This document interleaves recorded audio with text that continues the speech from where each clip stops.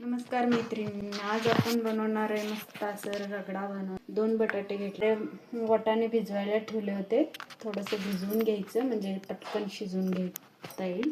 तांब्याभर पाणी घे, बटाटे टाकून ना वाटाणे टाकून. मी थोडंसं इथं हळद टाकते. हे सोपी पद्धत आहे, तुम्ही नक्की ट्राय करून बघा.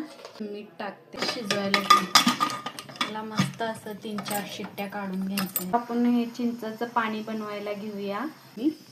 त्याला मिक्सरमध्ये वाटून घेते. मिक्सरमध्ये वाटून घेतलं की जरा घट्टसर तयार होईल आपलं. असं एकदम घट्ट असं बारीक वाटून घेतलेलं आहे इथं मिक्सरमध्ये. ह्याला मी चाळून घेते. छान असं चाळून घ्यायचं ह्याला. एकदम घट्टसर झालेलं आहे बघा. पाणी सगळं पाणी काढून घेतलेलं आहे.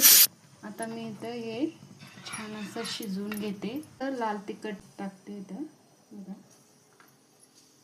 थोडंसं मीठ टाकून घ्यायचं चवीनुसार. हे गूळ टाकून घेते. असं शिजवत राहायचं घट्ट होऊस तर. थोडंसं साखर टाकून चाट मसाला घेतलेला आहे इथं मी, ते पण टाकून घेते. चव येते. इथं मी थोडंसं तीळ टाकते. आंबट पाणी तयार झाले. चिंचाचं पाणी आपलं बघू शकता.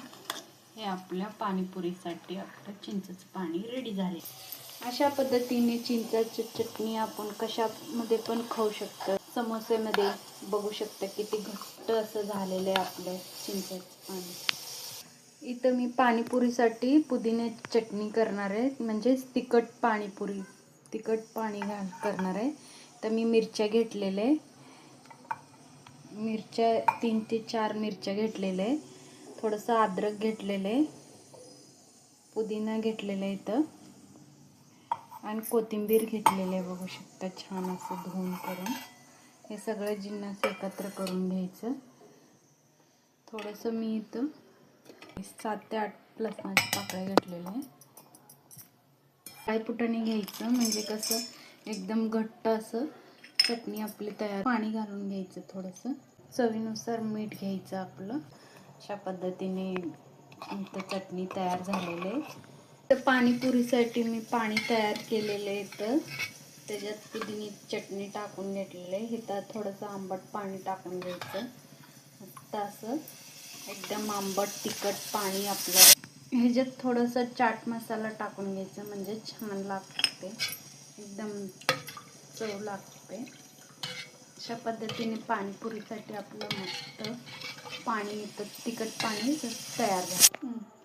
मस्त असं रगडा आपलं बनवून तयार झालेलं आहे. इथं पाणीपुरीसाठी इथं तिखट पाणी तयार झालेलं आहे.